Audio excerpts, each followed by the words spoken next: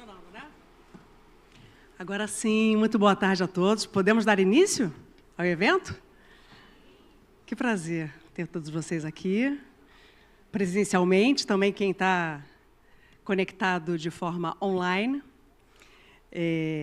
Na verdade, é um imenso prazer participar de qualquer evento que fale sobre essa doença que já me acometeu e, principalmente, as oportunidades de cura que a gente tem acesso, que a gente pode ter acesso. Então, eu, quando recebi o convite para moderar esse painel, a convite do Instituto Vencer o Câncer, que eu, inclusive, sou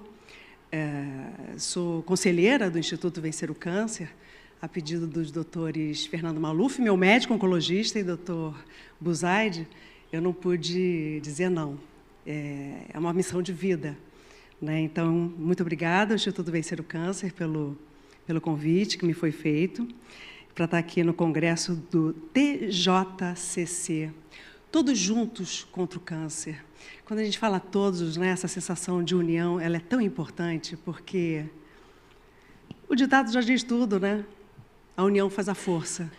Então, enquanto todos estivermos no mesmo barco, na mesma direção, em rumo, a cuidar da doença, a cuidar principalmente do paciente, a gente, com certeza, chega num resultado muito melhor para todas as partes. É claro que também é uma emoção muito grande, Para quem não me conhece, eu sou Ana Furtado, eu sou jornalista, eu sou apresentadora de TV, sou ex-paciente oncológica. Eu tive um câncer de mama em 2018, já o superei. Estou aqui nesse palco orgulhosamente dizendo para vocês que eu estou curada e me empresto para esse propósito sobre a causa. E uma coisa que é muito importante salientar aqui, e que eu, no meu lugar de privilégio, eu tive acesso ao melhor tratamento, aos melhores recursos, aos melhores médicos. Isso é muito importante pontuar, porque nem todo mundo tem essa oportunidade que eu tive. Então, a forma como eu fui acolhida, a forma como os meus médicos me trataram de forma humanizada, fez toda a diferença para um resultado melhor, para o meu prognóstico e para o resultado melhor para a minha reta final, para eu chegar na minha reta final da cura. Então, isso faz realmente toda a diferença. E é sobre isso que a gente vai falar aqui hoje, sobre a perspectiva do paciente, os impactos que um tratamento de câncer impõe a um paciente e de que forma os médicos podem vê-lo de uma outra forma, com um outro prisma. E que eu, como paciente oncológica, eu concordo e acho que é fundamental.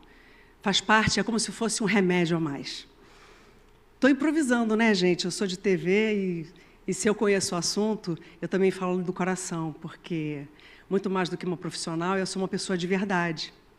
E uma pessoa que passou por um câncer, nunca imaginei que isso pudesse acontecer comigo, no entanto, aconteceu. Então, na minha fragilidade, na minha vulnerabilidade, eu encontrei a minha grande fortaleza, que é ser humana. E é isso que eu quero dividir junto com vocês nesse painel, junto com os nossos convidados aqui, que também serão muito importantes. E o que a gente vai falar aqui hoje? A gente vai divulgar em primeira mão os resultados da pesquisa inédita realizada pelo Instituto Vencer o Câncer, em parceria com o Núcleo de Pesquisa do IBCC e fomentada pela Merck, sobre o olhar do paciente de câncer de bexiga em relação à qualidade de vida durante o tratamento. Então, para iniciar o nosso painel de forma muito especial, eu quero chamar ele, infelizmente não de forma presencial, mas será holograficamente, o meu médico, que é cofundador do Instituto Vencer o Câncer, oncologista, Dr. Fernando Maluf.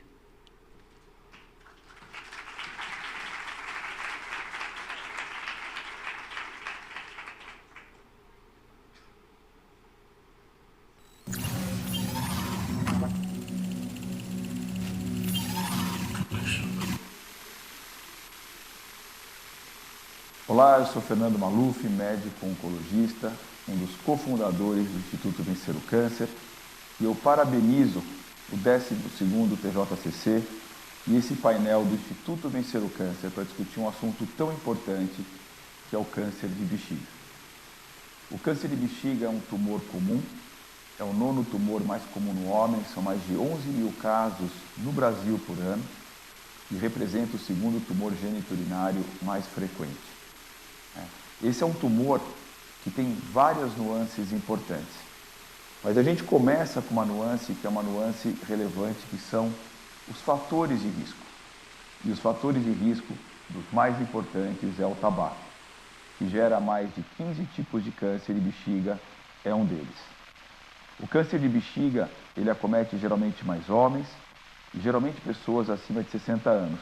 Mas a gente vê que recentemente pessoas mais jovens também vêm apresentando a doença. Essa é uma doença que muitas vezes tem como sintoma o sangramento na urina, que é o que leva ao diagnóstico na maioria das vezes. Os sintomas urinários irritativos podem ser outra dica de que alguma coisa possa ser suspeitada. O tumor de bexiga geralmente é tratado quando a doença é superficial, com raspagens, através de uma cistoscopia, e ocasionalmente, dependendo da patologia, só a raspagem, ou em casos mais sérios de doença superficial, tratamentos intravesicais, no caso, tratamentos com BCG. E tem outras alternativas quando a BCG falha, como quimioterapias e, mais recentemente, drogas interessantes através de expressão de vírus que podem induzir uma resposta inflamatória. Quando a doença já é mais profunda, invadindo a camada muscular, o tratamento cirúrgico, geralmente com a retirada da bexiga, é o tratamento padrão. Envolve múltiplos problemas, obviamente, uma recuperação difícil, uma cirurgia grande, uma qualidade de vida que é impactada, ou em alguns casos a quimio-radioterapia, dentro dos protocolos de preservação de órgãos. Uma estratégia que vem evoluindo muito nos últimos tempos, inclusive que o Brasil vai liderar um estudo que tem um cunho mundial, comparando a cistectomia versus a quimio-rádio, que deve começar no próximo ano. Quando a doença já é mais avançada, o tratamento no passado era só quimioterapia. Mas, felizmente, a imunoterapia, baseado primeiro num estudo muito interessante de quimioterapia, seguido de imunoterapia de manutenção para pacientes que tinham uma resposta satisfatória, reduziu o risco de morte em aproximadamente 30% do que até então era oferecido com a quimioterapia.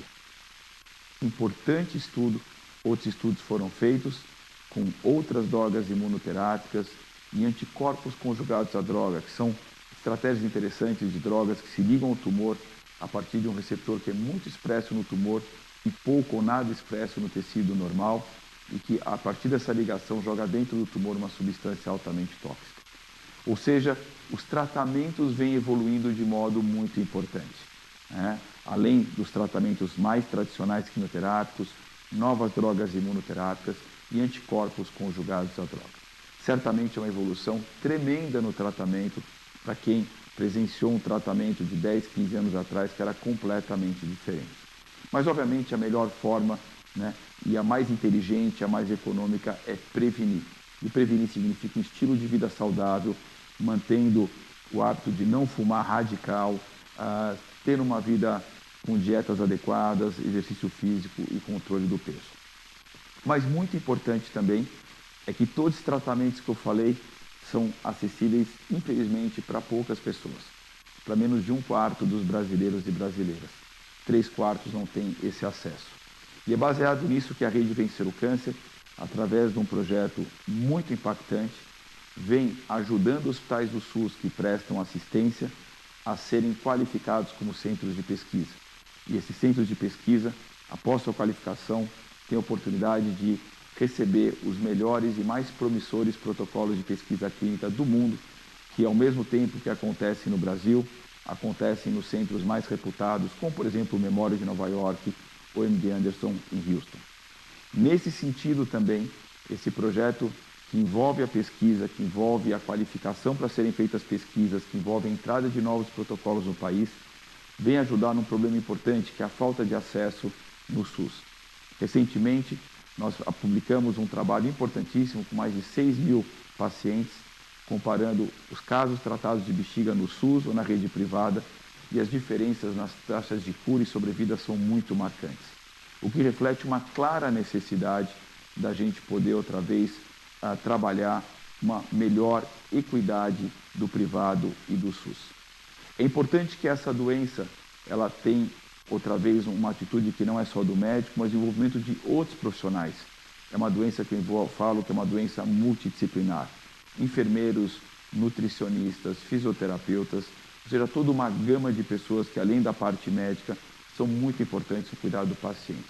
E o cuidado do paciente envolve também a parte emocional, porque não é fácil passar por um tratamento, por um câncer e por tratamentos, às vezes, que podem ter impacto no dia a dia. Então, a saúde emocional e o cuidado disso é fundamental para preservar a qualidade de vida. Portanto, as minhas mensagens finais é que sim, o câncer de bexiga tem cura na maioria dos casos, o diagnóstico precoce é fundamental, a evolução dos tratamentos ela é marcante, mas agora o nosso desafio é melhorar ainda mais os tratamentos através da pesquisa e do acesso à pesquisa e melhorar o acesso das medicações tradicionais, principalmente na rede do SUS. Muito obrigado.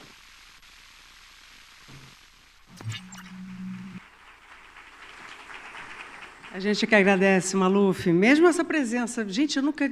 conto sempre meu amigo, holograficamente, a primeira vez. Maluf, cheio de saudade. Eu costumo dizer que ele é, porque ele vai continuar sendo, o meu anjo da guarda. Os pacientes normalmente têm essa relação com os médicos, né? Principalmente quando tem uma relação mais próxima, né? Humanizada. Então, é tão importante quando a gente tem essa conexão, né? E é sobre isso que a gente vai falar muito hoje, né? Como realizar esse tipo de conexão. Então, olha só, eu não vou me demorar muito aqui não, porque o reloginho está contando. Temos 1h e 18 minutos para falar muito sobre o câncer de bexiga, que eu, particularmente, eu conheço muito pouco. Então, vamos aprender juntos muito sobre o assunto, inclusive com um paciente que está aqui conosco e que vai falar um pouco sobre o processo dele de tratamento. Então, eu quero começar a compor o painel com os nossos palestrantes, para além de discutir dados clínicos, eles nos ajudarão a entender os impactos físicos, emocionais e sociais que acompanham o diagnóstico e a terapia, bem como os fatores que podem melhorar a qualidade de vida desses pacientes. E eu sou prova disso. Então, vamos receber com muito prazer o Dr. Felipe Cruz, que é um oncologista clínico da Rede D'Or, atua como professor de oncologia, tem mestrado em epidemiologia pela Universidade de Harvard, é doutor em ciências pela Faculdade de Medicina do ABC e é coordenador no Núcleo de Pesquisa Clínica do IBCC. Bem-vindo. Obrigado, Ana. É um prazer imenso retornar a esse congresso, um privilégio estar aqui representando o IBCC e apresentar os dados dessa pesquisa tão inovadora. Obrigado. Então, agora vou chamar a doutora Narjara Pereira Leite, nutricionista clínica da C1+, doutora em Ciências da Saúde docente do Centro Universitário, Faculdade de Medicina do ABC. Bem-vinda, querida. Obrigada, obrigada. Muito prazer. E, para completar o nosso painel, eu convido a doutora Suelen Martins, oncologista e pesquisadora. Ela atua como professora e preceptora da residência de oncologia da Faculdade de Medicina do ABC e do IBCC. Tem mestrado pela Faculdade de Medicina do ABC e é doutoranda pela Harvard Medical School. Maravilhosa. E agora, finalmente, para finalizar a composição do nosso painel, eu convido para subir ao palco o cirurgião dentista José Reinaldo Vieira, que está sentado aqui bem na nossa primeira fileira, de Souza, para que ele possa contar um pouco da sua trajetória de diagnóstico e tratamento do câncer de bexiga.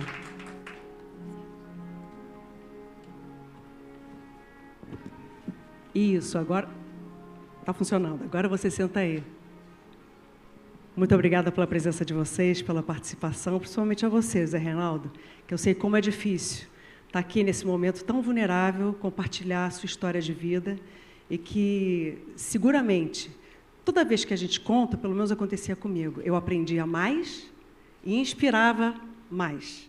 Então, eu tenho certeza que é isso que vai acontecer aqui hoje e agradeço pela sua coragem e pela sua generosidade. Tá? Já está ligado ou não? Está ligado? Bom, realmente é um aprendizado e eu, como você disse, Ana, eu aprendi com a doença a me desinibir, inclusive. porque eu sou muito inibido, pode não parecer. É mas tímido? Sou. Então vamos ajudar ele, gente. Porém, essa força que veio exatamente da minha recuperação e que eu devo a muita gente, principalmente a doutora Sueli, que está aqui, que foi e é o meu anjo da guarda.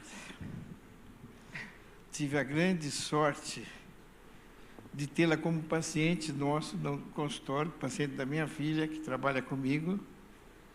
Eu estava meio perdido, porque o meu urologista era o Dr. Ronaldo Soares Maia, do Instituto do Hospital do Rim. Ele é o diretor clínico do Hospital do Rim. E ele, quando descobriu que foi através dos exames pré-operatórios de uma cirurgia cardíaca de substituição de uma válvula aorta, que eu fiz a substituição por uma válvula suína. Em 2017 foi um grande sucesso. Então, foi um crescimento que veio vindo desde essa época. Ele me encaminhou para um oncologista do HCOR, mas que eu cheguei a nem ir consultá-lo, porque aí a minha filha falou, não, você vai com a Suelen, que trata com a gente lá no consultório. Eu nem conhecia a Suelen. Então, eu já comecei a ser beneficiado por essas coincidências. E eu estou aqui à disposição de vocês. E eu costumo dizer que essas coincidências não são à toa. Então, antes de começar a conversar com o Dr. Felipe, eu queria só dizer uma coisa. Vai aparecer aqui um QR Code na tela, para que todos vocês aqui presentes, inclusive quem está em casa ou online, pode ser que esteja online e não em casa, tenham acesso a fazer perguntas, porque no final daqui do nosso papo, a gente vai tentar fazer algumas das perguntas enviadas por vocês, tá bom? Então, vamos lá, vamos começar. Doutor Felipe, para a gente começar, eu peço para que você nos apresente os principais resultados da pesquisa inédita em câncer de bexiga, o olhar do paciente sobre a qualidade de vida. Eu quero que você fique absolutamente à vontade para poder se dirigir ao público e falar o que você quiser. Apareceu aqui o QR Code, não apareceu? Todo mundo pegou? Mandem perguntas. Fique à vontade, doutor Felipe. Então, boa tarde. É com muito prazer que eu estou aqui hoje representando o IBCC e nós vamos apresentar os resultados de uma pesquisa muito inovadora. E eu vejo aqui muitos rostos de pessoas conhecidas do próprio IBCC. Para aqueles que me conhecem de perto, eles sabem o quanto eu gosto de números, até pelo meu background de estatística, epidemiologia. Mas essa pesquisa ela veio mostrar que veio trazer uma mudança de paradigma. Embora os números sejam muito importantes, será se é de fato o que mais importa em um paciente que trata um câncer? Então, é uma pesquisa muito inovadora, idealizada pelo Instituto Vencer o Câncer, em parceria com o IBCC e com o apoio da Merck, que nós vamos apresentar. Foram 120 pacientes que responderam ao questionário de qualidade de vida e eram pacientes que tinham acesso à saúde suplementar, ou seja, ou tinham um plano de saúde ou tinham acesso ao médico via privada. Então, não foram incluídos pacientes do SUS. E, como vocês podem ver, a maior parte desses pacientes eram do gênero masculino, 60%, com a média de idade de 60 anos, 82% eram casados. A pesquisa incluiu basicamente pacientes do estado de São Paulo, mais de 90%, e boa parte desses pacientes tinham curso superior. Então, a maioria dos pacientes já tinha a doença no estágio ou localmente avançado ou metastático, ou seja, eram pacientes em que a cirurgia não fazia parte do primeiro tratamento a ser escolhido. 70% tinham doença localmente avançada e 20% já tinham doença metastática. E 40,7% dos pacientes eles estavam em tratamento de imunoterapia e uma parte desses pacientes estavam em férias de tratamento. O primeiro dado que me chama a atenção é que o tempo médio entre o início dos sintomas e o diagnóstico foi de 4,4 meses. Se a gente pensa que existe uma lei que diz que após o diagnóstico você precisa iniciar o tratamento em 30 dias, mesmo em pacientes da saúde suplementar, o diagnóstico ainda é tardio. Isso mostra o impacto, os desafios que esses pacientes enfrentam para ter acesso, seja por conta de demoras na marcação de consulta, acesso à liberação da medicação. Então, 4,4 meses para pacientes com doença metastática ainda é um tempo muito longo, são desafios que precisam ser vencidos com relação ao acesso ao tratamento. Os sintomas mais comuns desses pacientes eram a dor ao urinar, que é a disúria, 77%, seguido do sangramento na urina, que é a hematúria. E aqui a gente começa a tratar daquilo que realmente importa para o paciente, tá? Quando a gente observa esses números, né, qual tratamento você escolheria? Então, acho que isso que a gente precisa chamar a atenção, que é o principal dado da pesquisa. Quando perguntado se vocês prefeririam 18 meses de sobrevida com a qualidade de vida excelente ou 24 meses de sobrevida com a qualidade de vida ruim, ou seja, você vai ganhar 6 meses e a gente sabe o que a gente pode fazer com 6 meses. Os pacientes, na sua grande maioria, responderam que eles preferiam 18 meses com qualidade de vida a 24 meses sem qualidade de vida. Isso mostra que nós, médicos, precisamos mudar o paradigma de como analisamos os estudos clínicos. Se eu, como oncologista clínico, lesse um estudo clínico que dissesse, olha, droga X ocasionou um ganho de sobrevida global de 6 meses, bingo, esse estudo clínico seria positivo, a gente brigaria pela aprovação dele no FDA, Anvisa e agências regulatórias. Mas será se de fato isso é o mais importante? E pelo que a gente percebe dos resultados dessa pesquisa, não. A qualidade de vida, o quanto o paciente tolera o tratamento e quanto ele leva uma vida normal a despeito do tratamento é o que mais importa. E os pacientes eram então perguntados o que eles mais valorizariam, tá, durante o tratamento, o que é mais importante para eles. Se a gente pegar os 5 primeiros, tá, então que quase todos os pacientes gabaritaram, manter a esperança e o otimismo. Tá? Uma vez eu assisti uma palestra do Jim Wallison, ele foi o ganhador do Prêmio Nobel de 2018 de Medicina. E ao ganhar o Prêmio Nobel, perguntaram para eles, puxa vida, você foi um cara que descobriu a imunoterapia, o ipilimumab, o inibidor de CTLA-4. Qual que você acha que vai ser a grande mudança do tratamento do câncer? Aí ele falou, olha, a gente já descobriu que certas medicações ativam o nosso sistema imune para combater o câncer. Mas no dia que nós descobrirmos o que faz o paciente ativar a chave do otimismo, isso sim vai fazer os pacientes se curarem do câncer. Então a gente ainda não descobriu. E os pacientes valorizam isso e é o que essa pesquisa mostrou. Tá? Então eles preferem 100%, assim, buscam manter o otimismo. Tá?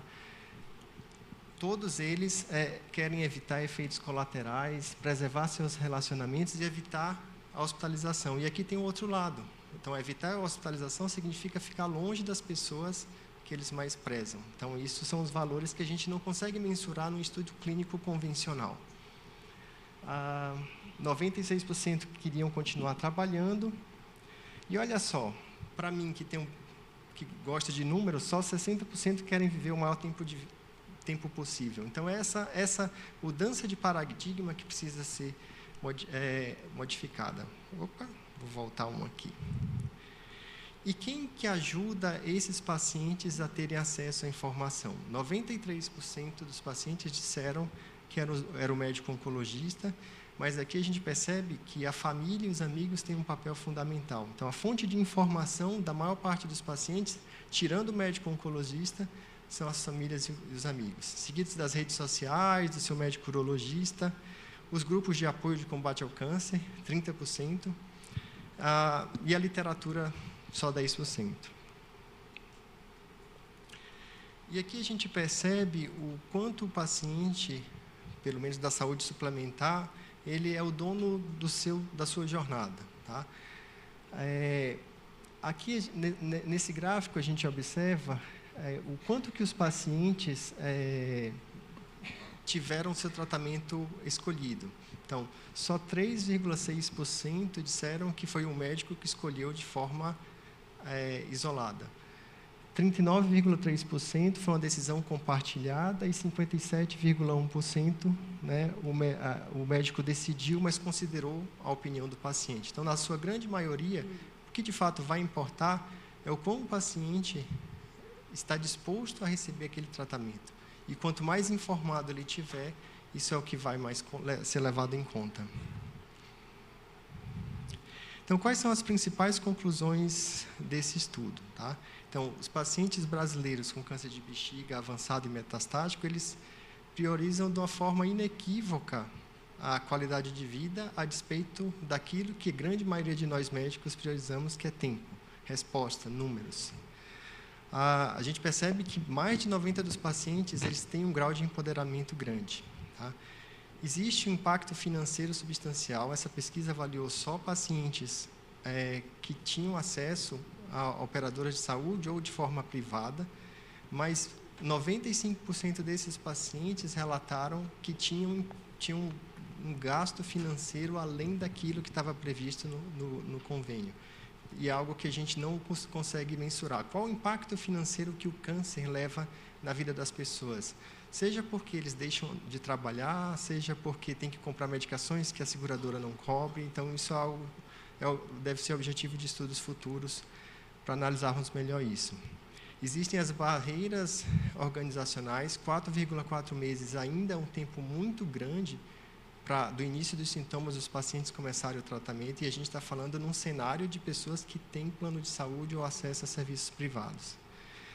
E a gente viu que o papel da rede de apoio desses pacientes é extremamente importante. Então, esses foram os principais achados. Tá? E o que isso muda? Né? Então, a gente, como nós médicos, precisamos ter uma comunicação eficiente com os nossos pacientes, valorizando não só os números de ganho de taxa de resposta tumoral, ganho de sobrevida, mas o quanto que o tratamento vai ter impacto na sua qualidade de vida. E essa decisão nunca deve ser só do médico, ela tem que ser compartilhada, o paciente ele é dono da sua jornada. A gente vai falar um pouquinho depois sobre isso, mas a trajetória de um paciente com câncer ela é multidisciplinar. Tá? Não é só o paciente, não é só o médico, tem todo um suporte nutricional, de enfermagem, de farmácia psicológico que precisa ser implementado. E aí a gente sempre vai ter que discutir com o paciente o que a gente chama de gestão de expectativas. O quanto ele está disposto a ter de toxicidade para ter um benefício que pode ser duvidoso. Obrigado, pessoal. A gente que agradece, doutor Felipe. Você sabe que, durante o que você estava falando, eu fiz o meu tratamento em 2018. E esse perfil de paciente que vocês concluíram, né, que precisa e que pode estar mais participativo, isso aconteceu comigo.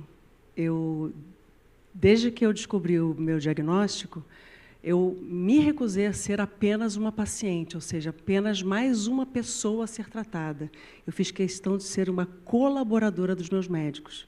Obviamente, também com muito otimismo, né, acesso também às medicações e tudo, mas é muito importante o envolvimento do paciente durante todo esse processo, nessas questões de escolhas e decisões, né, compartilhar desejos, anseios, entender se prefere viver com mais qualidade de vida ou por mais tempo sem ela. Então, eu tive, nesse momento, em 2018, eu fui recebida com muito afeto, essa minha proposta de ser colaboradora, com muito afeto e com muita abertura.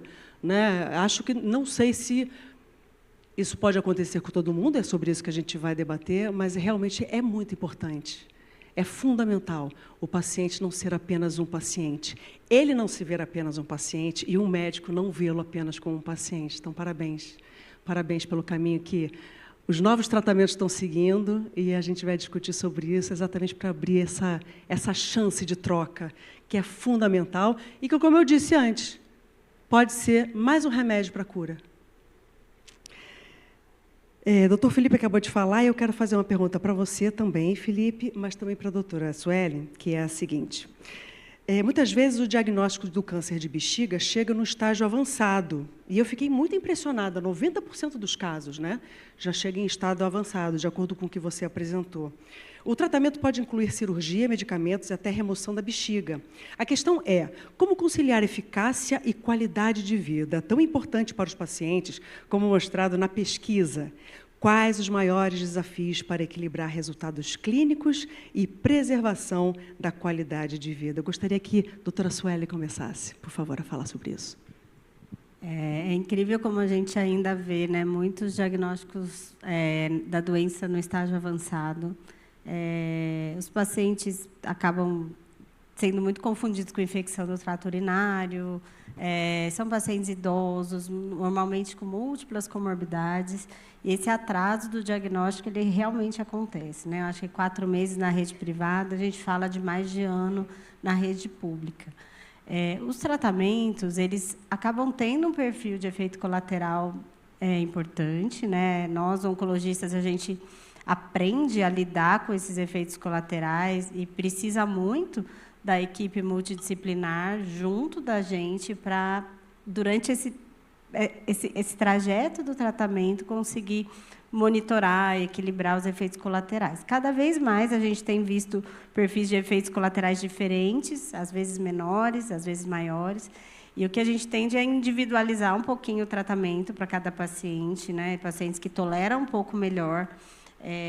Existem remédios que a gente fala que é taxa de resposta, ou seja, eles têm uma tendência de diminuir mais o tumor ou menos, né? Os pacientes têm que ter funções orgânicas boas, então a função renal boa, a função do fígado boa. Então, existem vários fatores que a gente precisa determinar. Outra coisa importante é a parte nutricional, ele tem que estar bem nutrido. Às vezes, o paciente, na doença avançada, ele já chega desnutrido, ele já chega debilitado. Então, são várias questões que a gente coloca ali, né? Eu falo que é o equilíbrio dos pratinhos. A gente tem que equilibrar para poder escolher o melhor tratamento.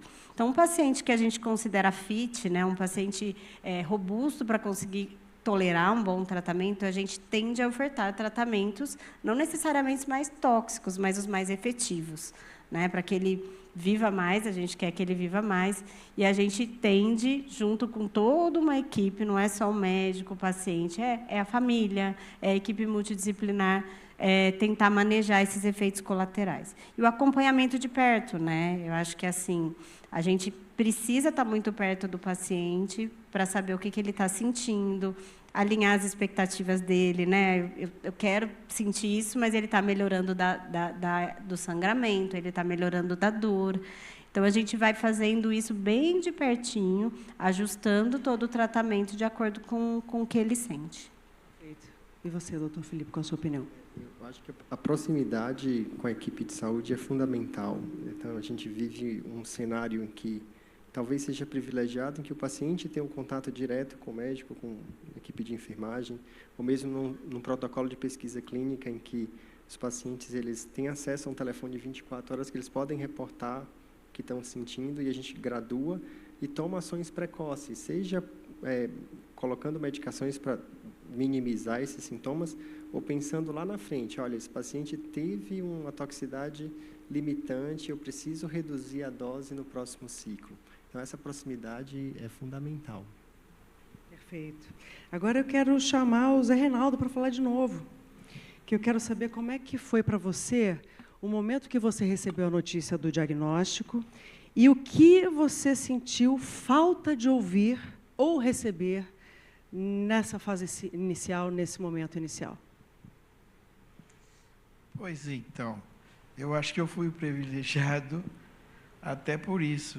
Eu fui muito bem acolhido por todos os profissionais que me atenderam, começando pelo Dr. Ronaldo Maia, que foi quem descobriu, porque exatamente aí, só para ter um adendo, eu estava para fazer a cirurgia cardíaca e os médicos não queriam fazer, a equipe do Enio Búfalo, porque se eu tinha uma ferida, uma lesão na parede da bexiga, eles queriam saber se aquilo era maligno ou não. Porém, o Ronaldo, o urologista, Ronaldo Maia, foi contra. Ele falou, não, a cirurgia cardíaca dele é muito mais urgente, porque eu estava com 33% de capacidade pulmonar. Então, não podia fazer essa cirurgia. Primeiro, porque se fizesse a cirurgia e fosse câncer, eu teria que começar o tratamento imediatamente.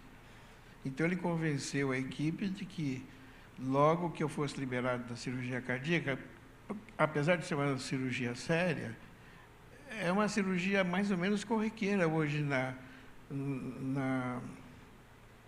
cirurgia cardíaca, porque você tira uma válvula calcificada e coloca uma suína 100% legal. Eu já estou com quase 8 anos, né, de sobrevida, e eu não sinto nada, eu estou perfeitamente normal. Então, foi o que foi feito. Passou a cirurgia, que foi dia 4 de dezembro de 17, março aproximadamente, ele fez a retirada da lesão. Num primeiro momento, não se constatou o carcinoma. Ele repetiu o exame, porque ele achou que aquilo era um pouco invasivo, e se confirmou um espino celular.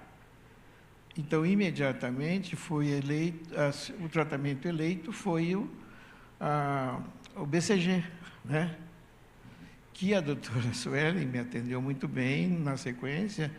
Então, eu juro que eu não tive estresse nenhum, nem durante, nem antes, nem depois do tratamento. Hoje eu já estou com 2 anos e meio de controle, né, Sueli? A cada 6 meses se faz uma cistoscopia para saber como é que está, e eu estou limpo.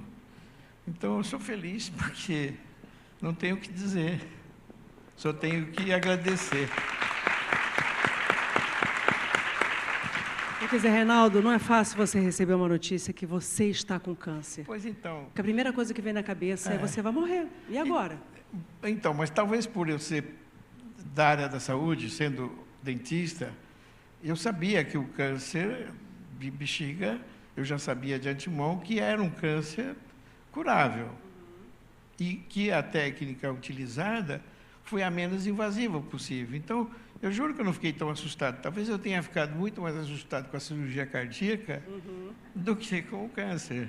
E quando você recebeu o diagnóstico, você se sentiu acolhido pelo médico, pelos médicos, Totalmente. por todas as pessoas ao seu redor? Totalmente. Porque isso faz toda a diferença, né, Reinaldo? Exatamente. Por isso que eu estou dizendo que eu fui muito privilegiado. Que bom. Mesmo. Que bom. E estar aqui entre vocês, médicos, para fazer esse testemunho, para mim, é uma satisfação, é um prazer realmente que supera qualquer timidez ou inibição, e faço isso de livre e espontânea vontade. A gente agradece demais a sua generosidade. É isso. Agora eu quero fazer uma pergunta para a doutora Narjara Pereira, que é assim, que a gente viu que, pela pesquisa, que a qualidade de vida é uma condição fundamental para o paciente, né?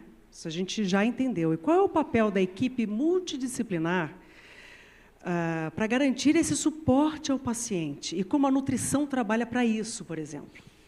Bom, a equipe multi ela é muito importante no tratamento do paciente oncológico, né? Principalmente quando a gente trabalha com médicos, trabalho diretamente com a doutora Sueli, que houve a equipe multidisciplinar. Então, isso é muito importante. E a nutrição, ela é tudo, né, gente? O que a gente faz? A gente nasce e começa o quê? Comer, a mamar.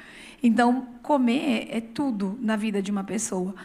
E quando o paciente está bem nutrido no sentido de comer bem, se alimentar bem, fit, como diz a doutora Sueli, ele tem uma resposta metabólica bastante importante. Mas a nutrição, ela precisa ouvir o paciente. O que ele gosta de comer, qual que é o hábito dele. Porque muitas das vezes você vem com receita de bolo e não existe receita de bolo. Ah, você vai tomar X disso, XY daquilo, e a pessoa come, ela tem vontade, ela tem prazer, ela tem um prato que ela mais gosta. Então, dentro do hábito desse paciente e da condição socioeconômica também, que é fundamental, a gente precisa ajustar a rotina alimentar dele, para que ele coma alimentos que a gente diz mais saudáveis, mas para que ele tenha prazer em comer também. Ou seja, vocês se adaptam à Ao rotina do paciente, não o contrário. Não Vocês o não contrário. impõem absolutamente nada, Não. mas vocês direcionam, né, um caminho Sim. capaz, porque não adianta nada se o paciente não conseguir dar sequência a esse tratamento porque alimentar. É muito, hoje, Ana, todo mundo sabe falar de comida, né? De alimentação é um boom. Então, você entra nos Instagrams, todo mundo está dando receita de alguma coisa. Então, você tem que tomar graviola, você tem que comer cranberry, você tem que isso, você tem que aquilo. Epa, não, vamos tomar um café com leite, comer um pão, vamos acrescentar um ovo, vamos aumentar uma carne, vamos comer verdura e legume, né? Então, muita gente não quer tomar leite, porque o leite de caixinha faz mal, mas ele come um salgadinho X, cheio de nitrito, nitrato e um monte de coisas que faz mal. Então, ouvir o paciente é fundamental e saber os hábitos da família também. Ótimo. Doutor Felipe, e também quero fazer essa pergunta para a doutora Suelen. A gente está falando aqui bastante sobre a qualidade de vida do paciente, então, durante o tratamento, mas a gente sabe que alguns efeitos colaterais podem surgir, e eles vêm com tudo, né?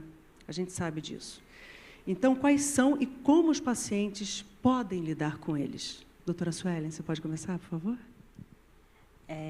Quando a gente fala de quimioterapia, imunoterapia, é bem sabido que existem vários efeitos colaterais. Então, tem a queda do cabelo, a gente pode ter náusea, vômito, alterações de função renal, hepática.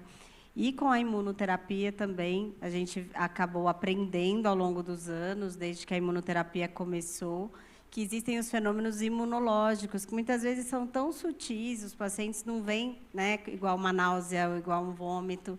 São fenômenos que a gente acaba vendo no exame de sangue, são alterações, um prurido, uma coceira, uma alergia. Então, são coisas que a gente precisou aprender ao longo do tempo e não é igual para todo mundo. Então, essa questão de estar perto, eu volto a dizer, né, da gente acompanhar muito próximo o paciente, porque a gente começa a detectar pequenos efeitos colaterais, às vezes no começo, às vezes no meio do tratamento. A gente medica, né, lógico, com sintomáticos, medicações para alívio desses sintomas. Às vezes, a gente tem que reduzir a dose do tratamento, né, da medicação que ele está tomando. Muitas vezes, a gente tem que adiar o tratamento um pouquinho até o paciente se recuperar e voltar. Então, é muito dinâmico esse manejo dos efeitos colaterais, né? Depende de cada remédio, cada tratamento, é um efeito colateral particular, né? Então, a gente precisa realmente individualizar isso. E, quando está indicado, a gente está ciente do que pode vir a acontecer e conversa com o paciente para que ele fique alerta. E, às vezes, o próprio familiar, né, a pessoa que está do lado, vai falar, doutora, mas ele sentiu isso sim. Né? E daí a gente começa a ajustar e puxa um pouquinho mais para poder, devagarzinho, ir adaptando para que ele consiga levar o tratamento bem. Né? Alguns tratamentos são contínuos, eles não têm tempo de parar. Né? Uma doença avançada, o tratamento ele é por tempo indeterminado. Né? Imagina que muitos pacientes desistem do tratamento por conta dos efeitos colaterais, não querem mais sentir aquilo. Sim. Às vezes não compartilham com o médico, ou o médico não está ciente disso, e aí abandonam o tratamento e não conseguem desfrutar de um tempo a mais que poderiam ter qualidade de vida, exatamente porque não houve essa troca, ou às vezes não houve essa escuta por parte do médico. Isso é muito importante, né? É muito simples. Às vezes, para a gente, é um ajuste de droga, é um remedinho sintomático que ele vai tomar todo dia em casa, ele vai se adaptar bem ao tratamento. É o que eu falo, às vezes, na doença avançada, o paciente e a família entender que é um tratamento crônico, né? Um tratamento de uma doença que vai ser para sempre. Então, a gente precisa adaptar o tratamento para que ele tolere da melhor maneira possível, né? Doutor Felipe. Os efeitos variam muito de medicação para medicação, mas tem alguns que a gente sempre vê. Um muito comum é a fadiga. Então, a gente negligencia a fadiga. E, às vezes, o paciente chega no consultório e aí diz, olha, eu não consigo levantar da minha cama, estou desanimado. E aí, o que o médico costuma dizer? Aí o paciente já fica com raiva. Diz, olha, você está sentindo fadiga? Qual remédio que eu vou lhe dar? Você vai ter que fazer um pouco de atividade física de acordo com o que você pode. Aí o paciente olha para a sua cara e diz, como assim? Eu estou cansado, ele me manda ir para a esteira?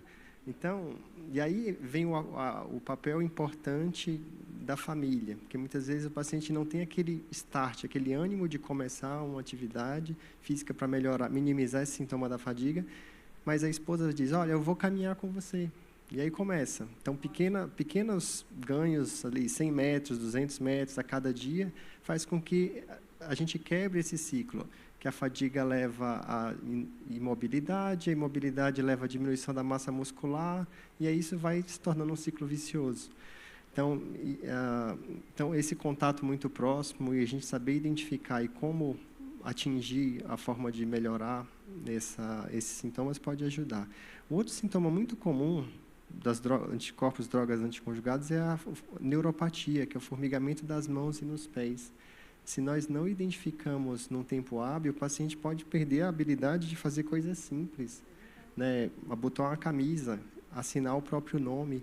Então, é importante que ele fale para o seu médico, que a gente saiba perguntar para tomar as medidas necessárias, seja medicamentosa ou diminuição da dose. Você falou, eu estou colocando um pouco também daqui da minha ótica pessoal e particular, porque eu passei por tudo isso, e a fadiga realmente foi o sintoma. Perder o cabelo, para mim, foi péssimo. Eu não perdi todo, porque eu usei, né, a touca inglesa, fiz a crioterapia, mas a fadiga, eu que sou uma pessoa extremamente atuante, eu sou praticamente uma atleta, eu treino todo dia. E aí, de repente, o efeito colateral da quimioterapia que mais me chapou foi a fadiga. Então, uma coisa que eu falava para todos da minha volta, eu não conseguia realmente levantar, na primeira semana pós-quimioterapia, eu não conseguia levantar da cadeira, não conseguia levantar da cama. E aí, quem estava do meu lado associava isso à desistência. Parecia que eu estava desistindo da vida, parecia que eu estava desistindo, que eu não queria mais. As pessoas falavam, vai, continua, coragem. Eu falava, gente, eu quero viver, mas eu só preciso de um tempo para o meu organismo entender que esse envenenamento controlado que ele acabou de receber, chamado quimioterapia, do bem, né, ele me dá esse efeito colateral e eu preciso descansar até equalizar o meu corpo e aí voltar a ser quase o que eu era.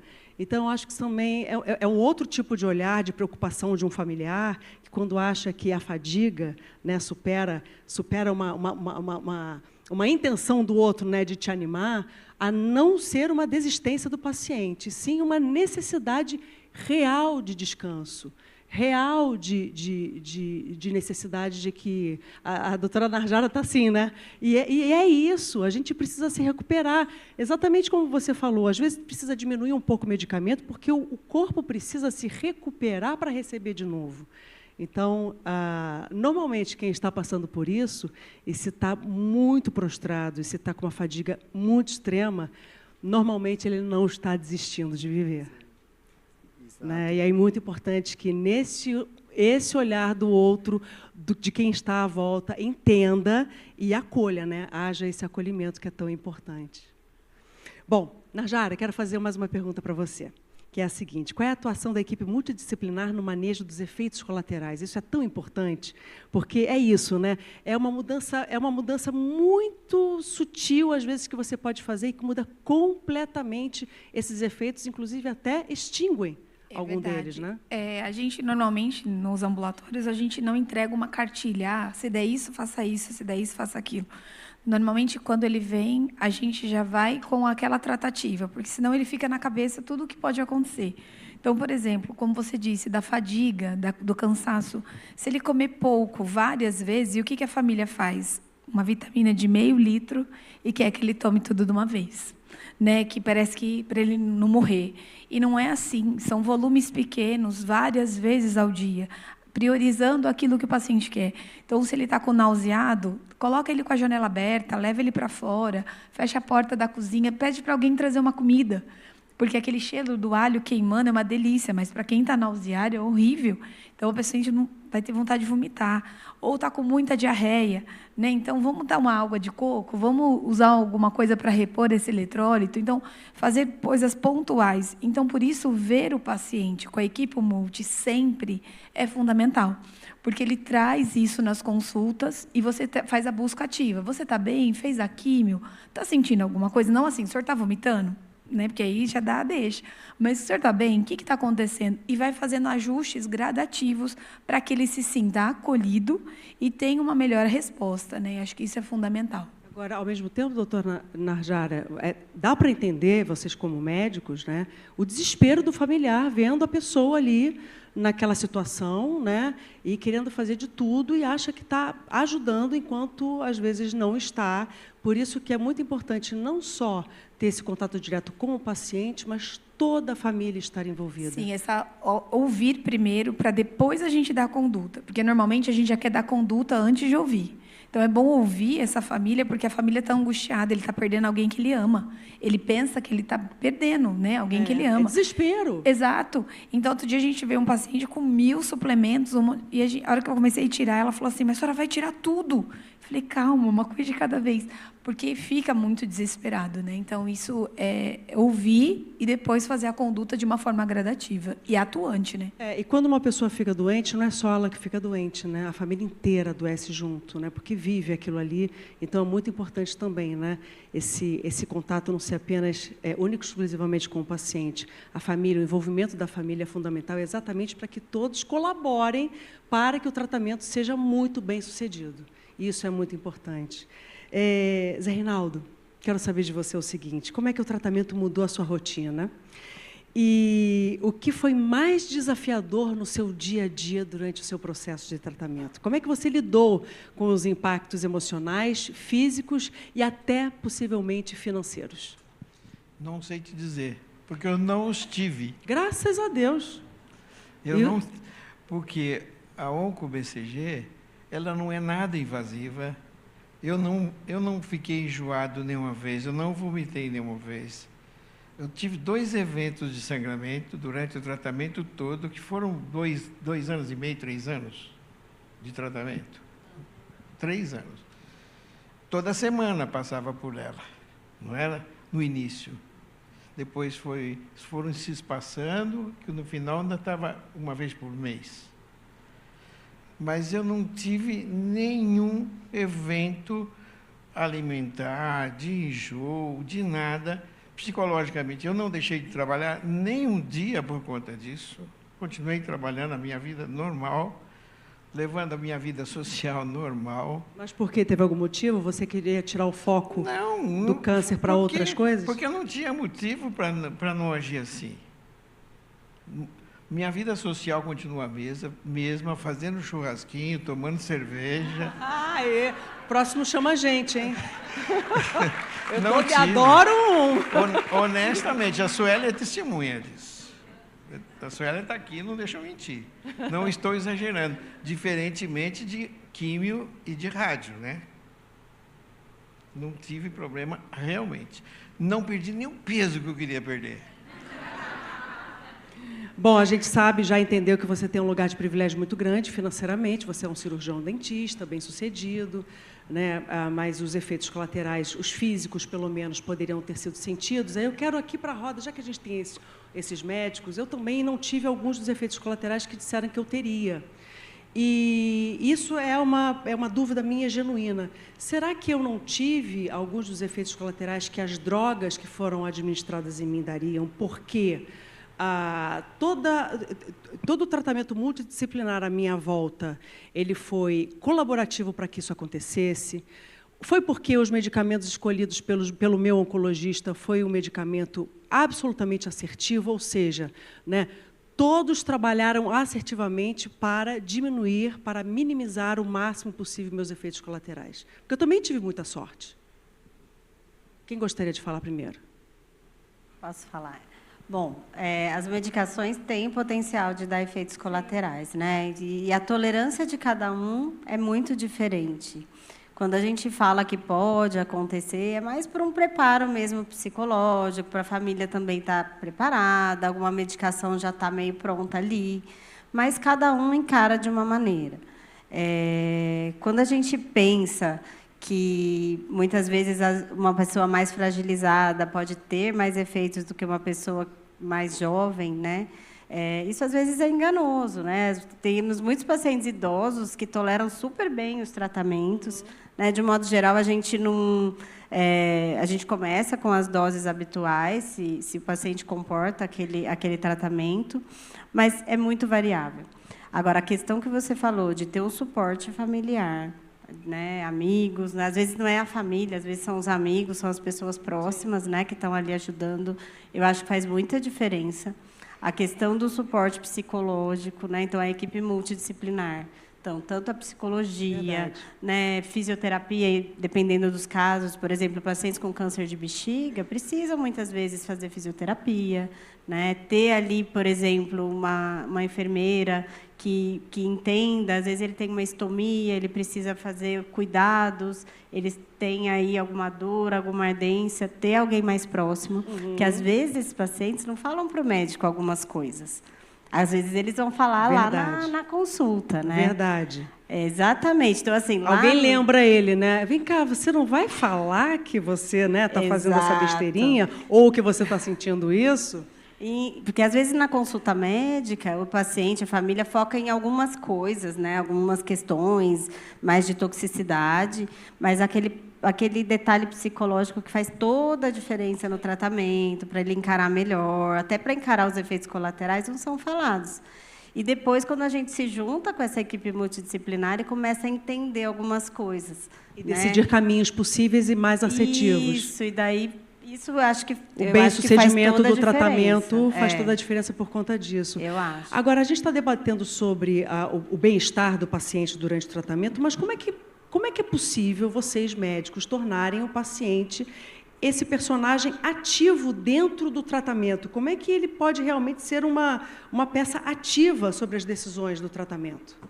Quem gostaria de falar sobre isso? Felipe? Eu acho que a gente tem que entender o que é o valor do paciente naquele momento do tratamento.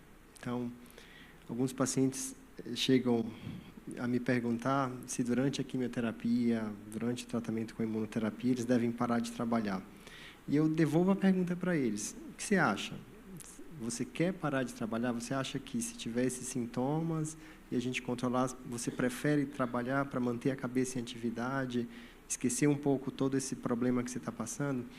Então, muitas vezes, o que os pacientes nos perguntam, a gente devolve para tentar entender o que é valor, o que é precioso para eles. E, dessa forma, a gente consegue transformá-los como sujeito, de fato, do tratamento. Perfeito. Quero agora fazer a seguinte pergunta. Se existem barreiras, claro que existem, acredito eu, né? Quais são elas que... fazem com que o paciente seja ouvido e participe mais da sua jornada. Vocês acham que existem barreiras? Ainda existem essas barreiras? E se existem, quais são elas? Suelen, quer falar? Estou refletindo. Então, vamos lá. Quais são as barreiras que ainda existem para que o paciente seja ouvido e participe mais da sua jornada? Porque, às vezes, o médico sabe tudo, e sabe, mas não sabe, às vezes, o mais importante, que é o que o paciente está passando, o que o paciente está desejando, o que ele está querendo e como ele está reagindo. Um grande exemplo disso é o paciente que tem o diagnóstico de câncer de bexiga e não deseja perder a bexiga, né? Então, isso é bem frequente, né, no nosso cotidiano. O paciente que tem uma indicação de retirada da bexiga para tratamento da doença e ele se recusa a fazer essa estectomia radical. Isso é bem comum. Então, essa expectativa é super importante, porque isso muda totalmente o protocolo de tratamento do paciente. Então, para vocês terem uma ideia, o paciente que tem uma doença invasiva, não metastática, ele faz uma quimioterapia primeiro, né, que a gente fala neoadjuvante, e depois ele vai para a cirurgia de remoção. Quando esse paciente não pode fazer, por algum motivo médico, ou ele não quer fazer, o tratamento muda. Ele precisa fazer uma ressecção endoscópica da bexiga e vai para a quimio-rádio, ou seja, totalmente diferente um tratamento do outro. E se a gente não alinha esse tratamento antes de começar, ele começa o tratamento todo embolado. Então, às vezes, a gente pega um paciente fazendo a quimioterapia, quando chega na hora de fazer a cirurgia, ele não vai fazer. Ou seja, ele fez adiou, Claro. né? Ele fez todo um preparo para que, né? E não foi adiante. Isso é uma coisa mal conversada, uma coisa mal alinhada, né? A gente tem um trabalho lá na faculdade com os pacientes do SUS, com câncer de bexiga, e é bem interessante que a gente faz o seguinte para o paciente. Ele chega lá, a gente conversa junto com a equipe de urologia, a equipe multi, explica todo o tratamento. A maioria não quer, mas a nossa enfermeira ela coloca uma estomia nele e fala, vai para casa. Vê como é sentir ter uma estomia. E ele vai. E, quando ele volta, a expectativa que ele tinha antes é totalmente diferente. Ele fala, não é o fim do mundo, eu acho que eu consigo viver com isso, ou não, eu não quero viver com isso. E a gente pode fazer um planejamento. Então, eu acho que isso é bem importante quando a gente vai falar de um tratamento tão sério, né? E, às vezes, no intuito curativo. E alinhar essa expectativa, a gente vai tratar ele de uma maneira mais adequada. Enquanto você respondia, veio uma questão que pode ser também determinante para o paciente, para estar disponível ao tratamento e à cirurgia, que é o preconceito. Muitos atendem o médico, não, eu quero viver, vou fazer o tratamento, mas na hora de tirar um órgão, de tirar uma bexiga, como é que eu vou me assumir uma pessoa sem bexiga? Como é que eu vou contar para alguém que eu não tenho bexiga? Então, vocês acham que o preconceito pode ser uma barreira que impede com que o paciente siga adiante, consiga seguir um tratamento adequado? Eu acho que sem dúvida nenhuma. Né? E aí, quando nós identificamos que existe uma ideia pré-concebida de como ele vai ficar, da imagem que ele vai ter depois do tratamento, o amparo psicológico precoce pode ajudar a romper esse preconceito. Eu acho que é extremamente importante, nesse caso, a equipe multi atuar precocemente. Com as terapias, conversar muito, dividir com a família, né? ter um tratamento mesmo, né? Psicológico, né? Acompanhamento, e chegar à conclusão junto com ele que não é um preconceito que tem que guiar, né? A escolha dele, sim, é a vida, a vontade de viver. E aí vou passar agora a pergunta para a doutora Narjara, que é a seguinte: como é que os profissionais de saúde podem atuar juntamente com os cuidadores, que, nesse momento, né, os cuidadores são grandes aliados dos médicos para que a qualidade de vida dos pacientes seja garantida? Bom, o cuidador ele é peça fundamental, né? Porque ele está ali junto com o paciente 24 horas. Às vezes é a esposa, é o filho, é um amigo, é a pessoa que assumiu o cuidado. E a gente adquirir a confiança desse cuidador é de suma importância, e saber o que ele também tem para trazer para nós, das expertises dele. Porque, às vezes, você vai de uma coisa muito radical com uma coisa que ele quer fazer, e aí você quebra o vínculo. Então, ter o elo com o cuidador é fundamental também.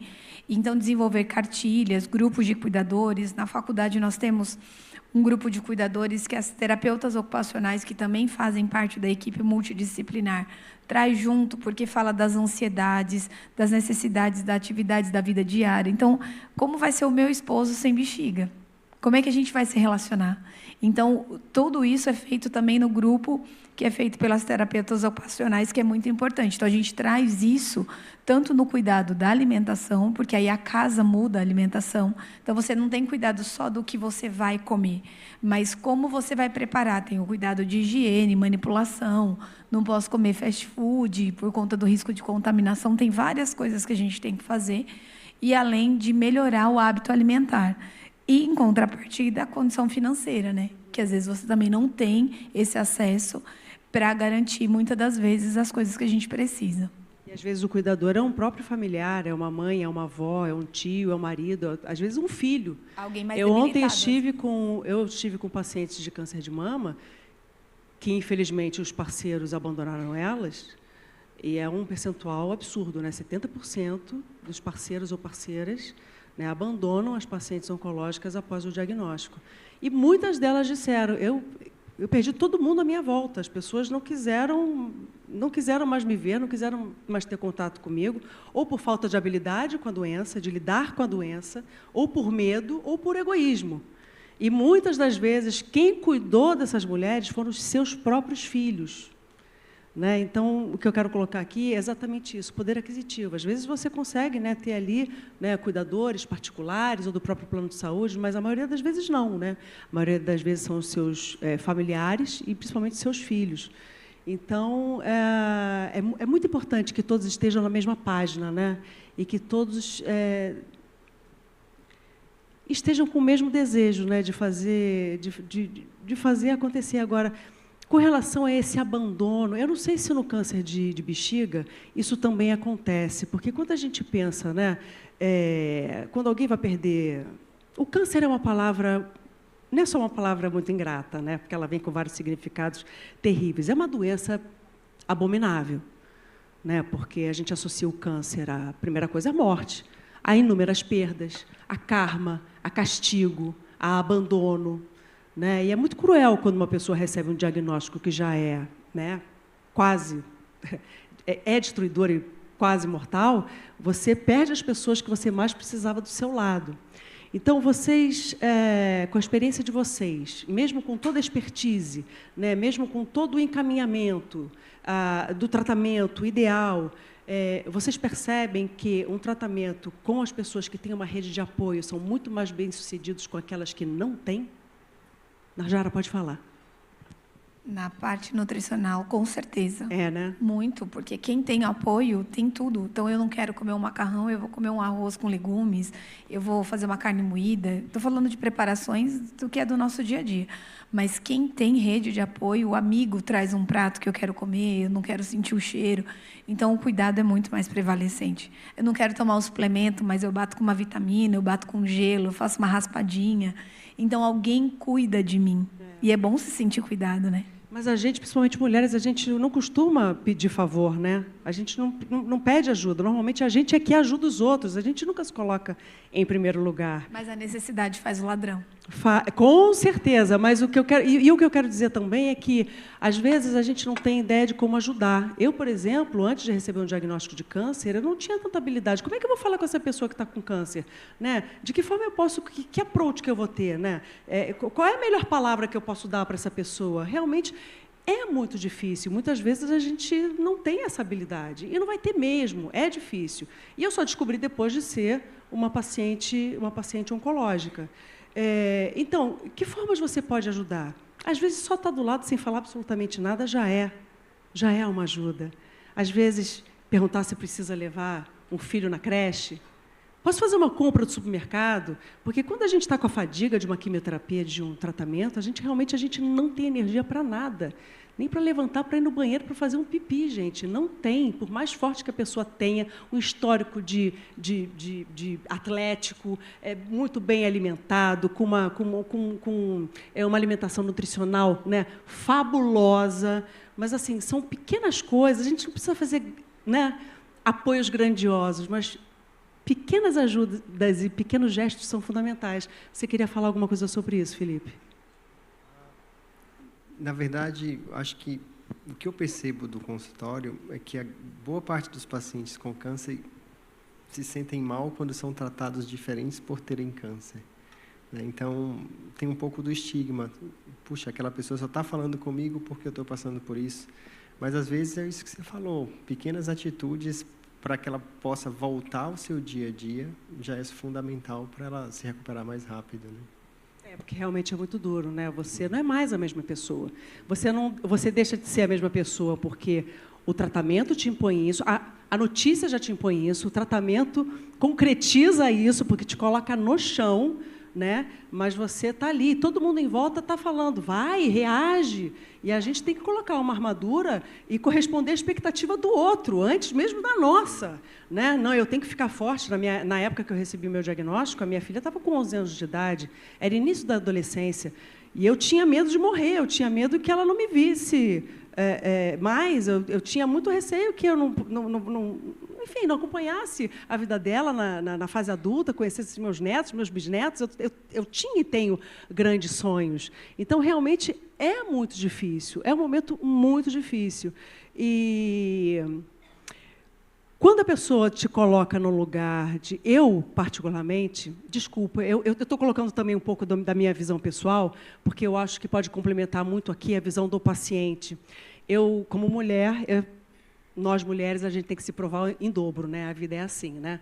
Então, se a gente é boa, a gente tem que ser muito mais do que boa, né? Então, comigo também não foi diferente. Eu trabalhei muito e eu sempre busquei muita validação, principalmente do outro, e eu tinha que trabalhar em dobro. Então, quase 30 anos de carreira, de repente, um câncer. E aí eu falei, como é que vai ser agora? Eu estou com câncer, eu falo? Não falo? O meu medo, sabe qual era?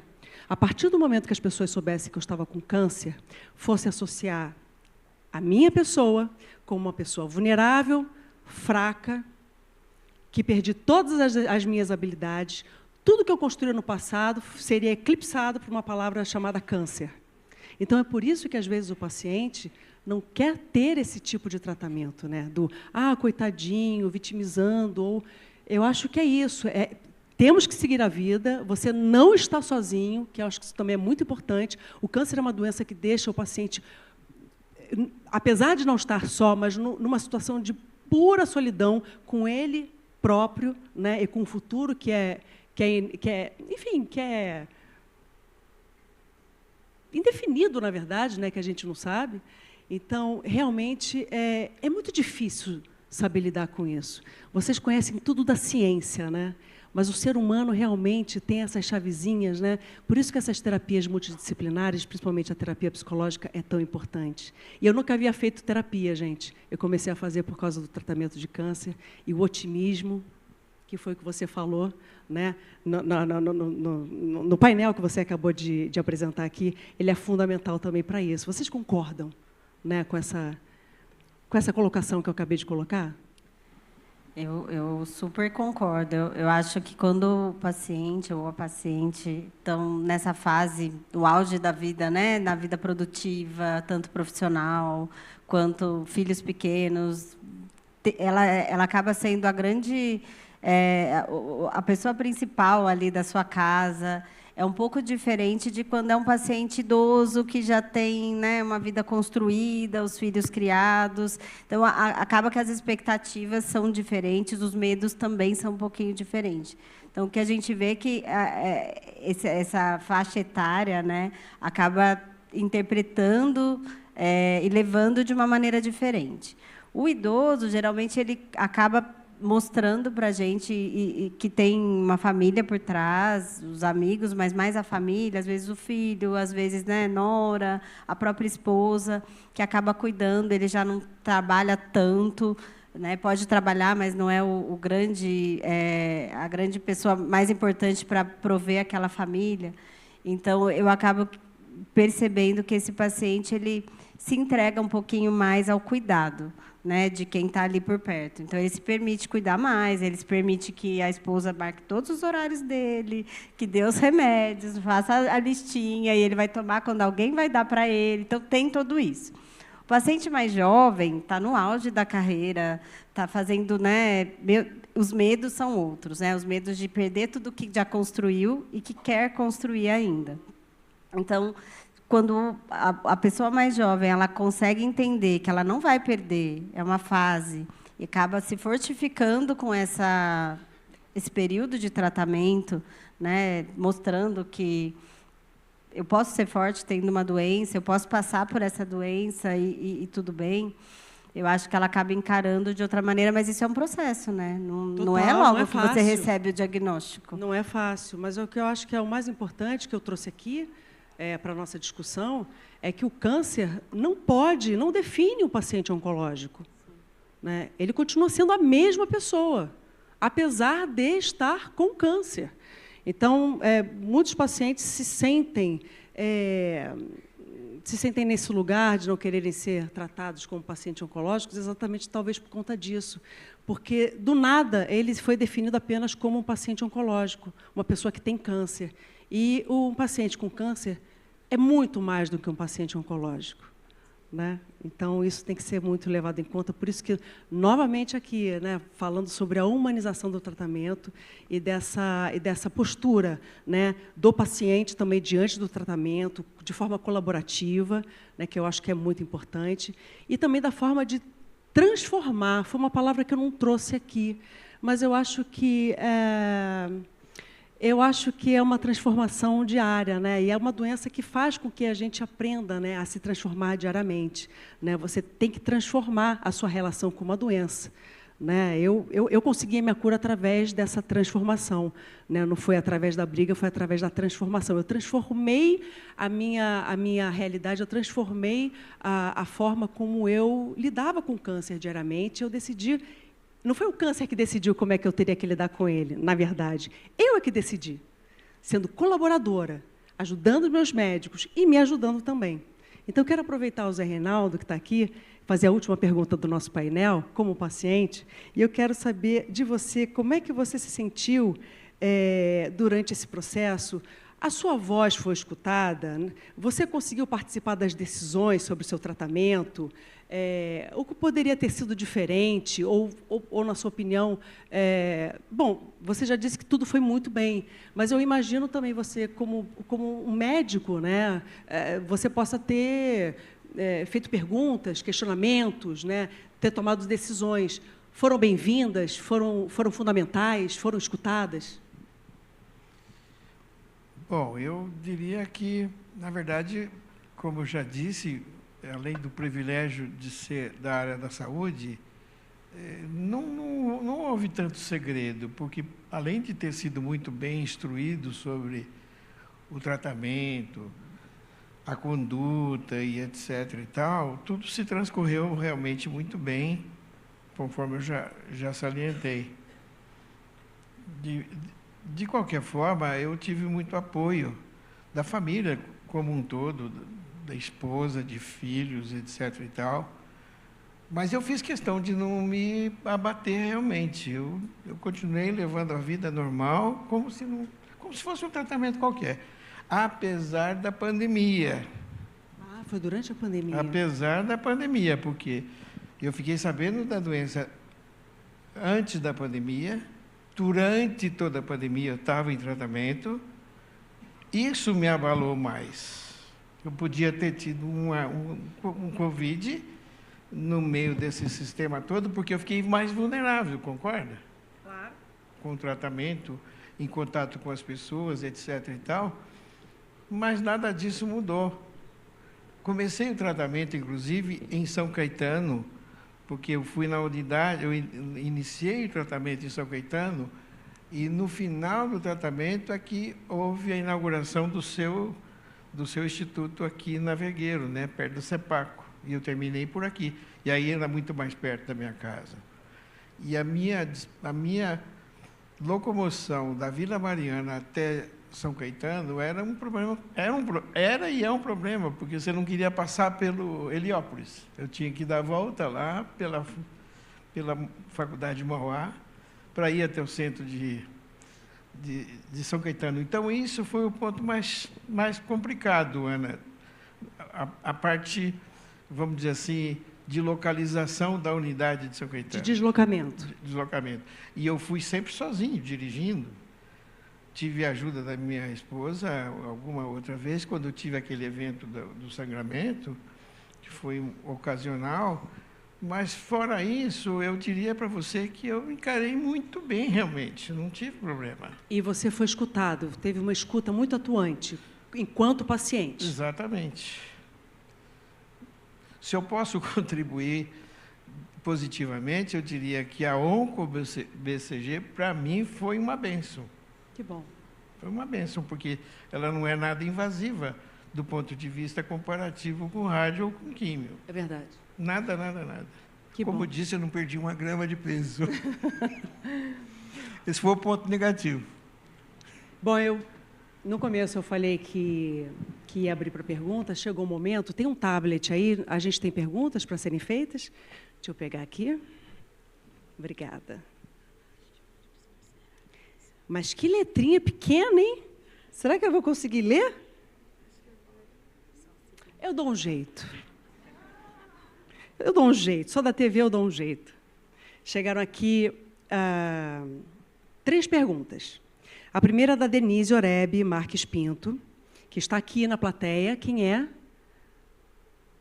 Está aqui como presencial. Bom, vou fazer a pergunta. Qual é o papel da nutrição após cistectomia radical? Para a doutora Narjara, por favor. Bom, após a cistectomia, a gente faz todo o pós-operatório. A gente trabalha no pré-operatório, preparando o paciente, e no pós, porque ele vai ter muita cicatrização. Então, como o senhor José disse, né, da perda de peso, para esse paciente, a perda de peso vai ser muito presente. Então, a gente tem que recorrer à suplementação de proteínas, de valor calórico, de energia, e ele não pode ter muita distensão abdominal.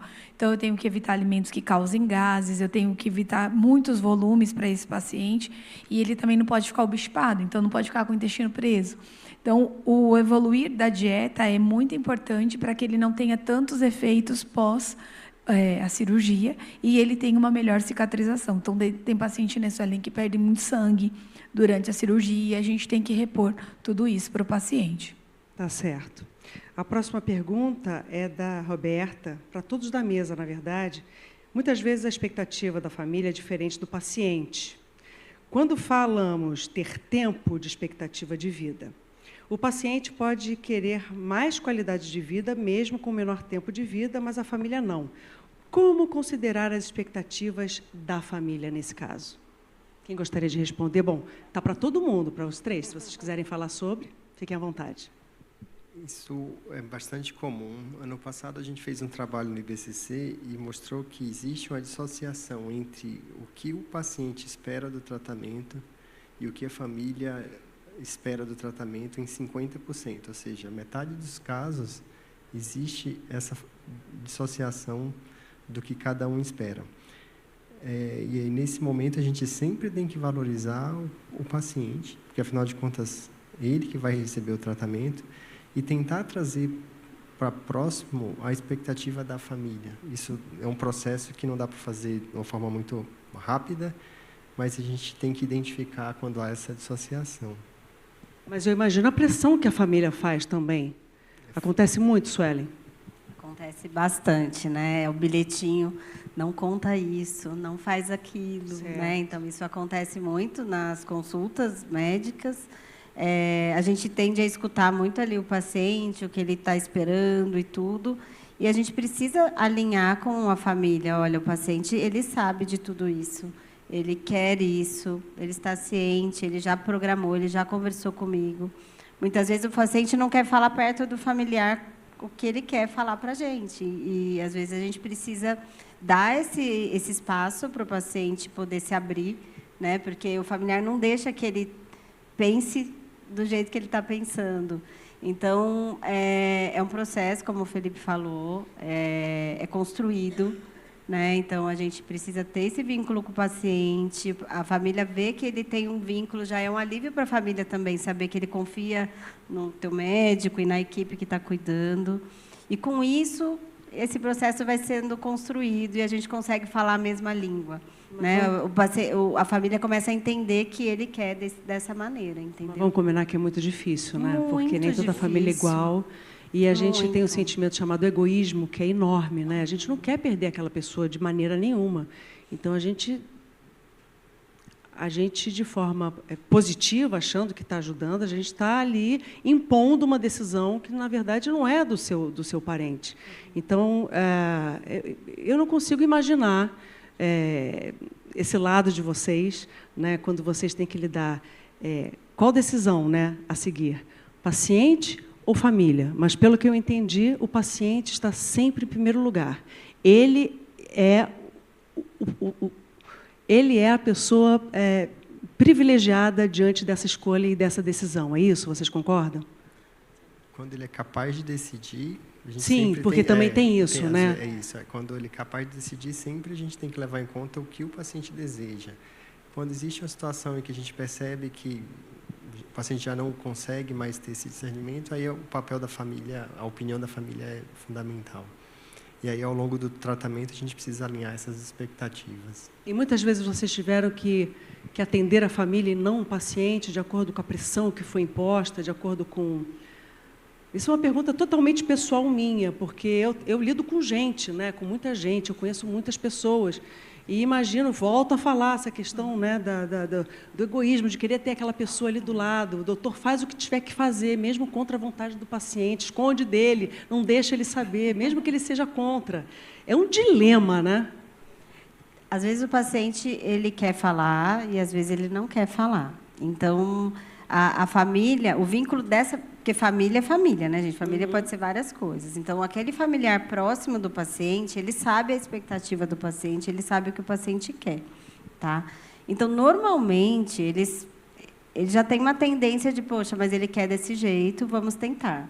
Mas, doutora, mas podia tentar convencer ele de alguma coisa? Se a gente concorda com esse familiar, que pode ser melhor para ele mesmo, geralmente existe aí, nesse equilíbrio, né, de tentar melhorar a situação do paciente, o familiar quer melhorar.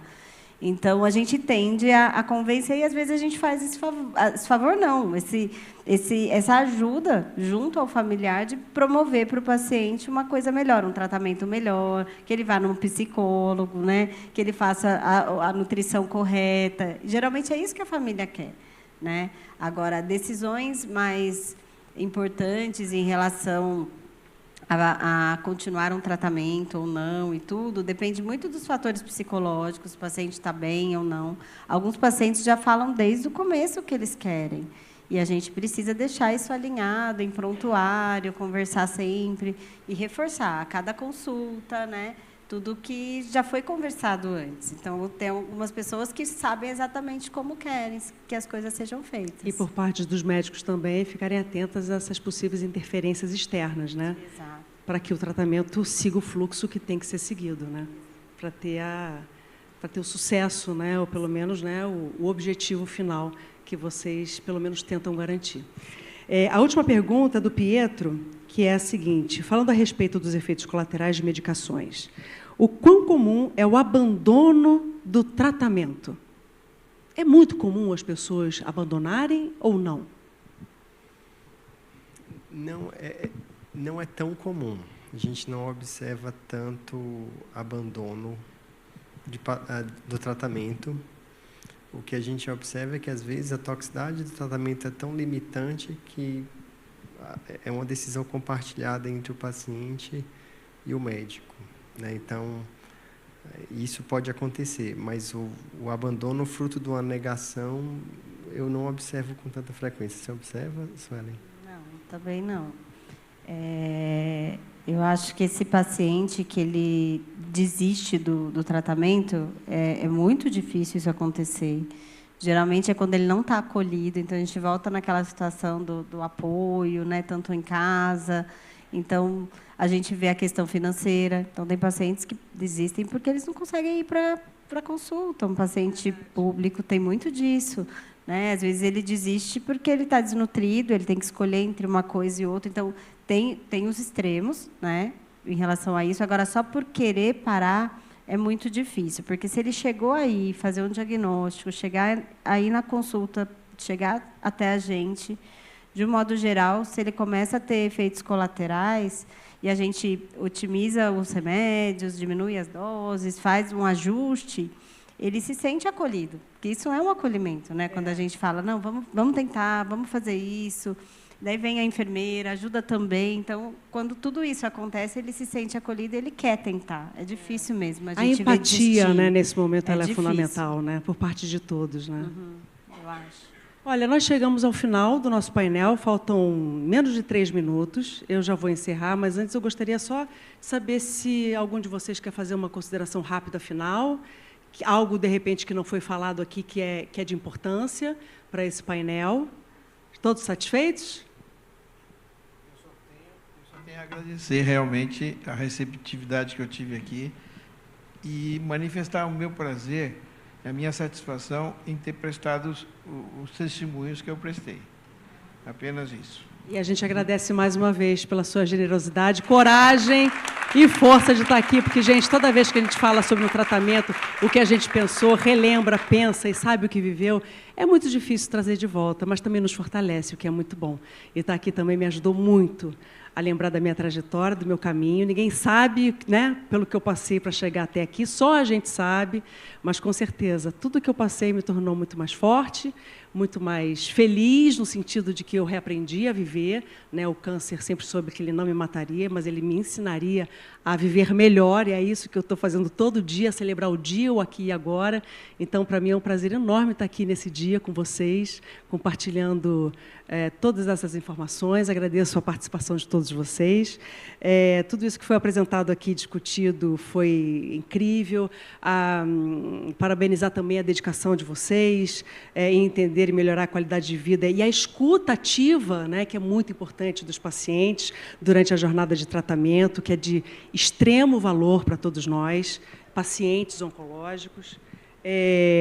Só relembrando aqui, a pesquisa mostra que a jornada do paciente com câncer de bexiga vai muito além do diagnóstico e do tratamento. É um caminho que envolve qualidade de vida, saúde física e mental e, sobretudo, a certeza de que cada escolha pode abrir espaço para mais acolhimento, esperança e novas possibilidades de viver bem. Agradeço, então, agora o convite do Instituto Vencer o Câncer, instituto do qual, já falei para vocês aqui no início, eu sou conselheira, né, e participante ativa, é de extrema importância, né, a gente também está fazendo parte desse momento, como Instituto Vencer o Câncer. Agradeço, claro, também, parabenizo a Merck pelo convite, pela vontade genuína, realmente genuína, de ouvir os pacientes e promover essa discussão. Essa pesquisa ela é essencial para que a gente siga melhorando e avançando nos cuidados de pacientes oncológicos. Quero agradecer também aos organizadores do TJCC, Todos Juntos contra o Câncer, pela realização do evento tão necessário. Aos painelistas, Dr. Felipe Cruz, muito obrigada, doutora Narjara, doutora Suelen, ao paciente Zé Reinaldo, churrasquinho, hein? Chama a gente, tá? Pela contribuição, e a todos vocês, público, pela sua atenção, pela sua presença. É muito gratificante ter vocês todos aqui. Agradeço também todos que estão online com a gente, né? E, principalmente, obrigado aos pacientes, familiares, profissionais de saúde e autoridades presentes. Eu também quero agradecer as pessoas que fizeram a pergunta, que participaram dessa forma também. Mas, antes da gente encerrar, eu tenho uma mensagem muito importante. O Instituto Vencer o Câncer lança hoje, com o apoio da Merck, o episódio sobre câncer de bexiga do MesaCast, Vozes que Inspiram, Conexão que Transforma. É um espaço criado para dar ainda mais voz aos pacientes, familiares e especialistas, compartilhando histórias reais, informações confiáveis e caminhos possíveis para enfrentar o câncer com coragem, acolhimento e conhecimento. Porque a gente acredita que ninguém deve passar por essa jornada sozinho e que a troca de experiências pode e vai transformar vidas. Vamos assistir ao vídeo.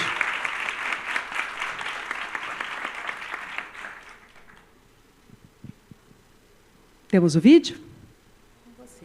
Como é que foi o seu diagnóstico? Como você descobriu o câncer de bexiga? Procurei um urologista, tá? Ele falou, Jefferson, deve ser ele pediu para fazer um exame, seria um ultrassom, e eu, naquela correria do dia a dia, perdi até a consulta. Aí eu descobri que eu estava com um tumor de 2 centímetros por 2,5 de espessura, assim, de altura, no caso seria milímetros, né? E ele me sugeriu a preservação de bexiga. Aí eu fiquei tão contente, até me emociono. Hoje eu sei que existe bastante médico que abraça a causa, né?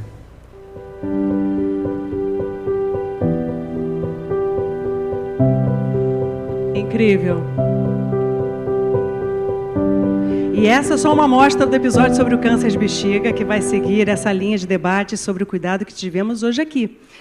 Deixo, então, o convite para vocês. Acompanhem o MesaCast nas plataformas digitais do Instituto Vencer o Câncer. Compartilhem, que é muito importante, e levem essa rede de apoio para mais pessoas.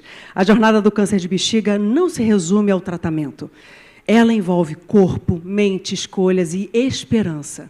Então, por isso, é fundamental que cada paciente converse abertamente com seu médico, compartilhe o que é importante para si e participe das decisões sobre o cuidado. Essa troca fortalece vínculos, ela amplia tudo e traz uma perspectiva de vida muito melhor e muito mais feliz. Muito obrigada a todos os presentes. E muito obrigada a todos vocês. Vamos fazer uma foto todos juntos aqui em cima do palco? E possível, né? Porque a gente também tem que pensar nisso, né? É difícil, mas ela pode ser possível.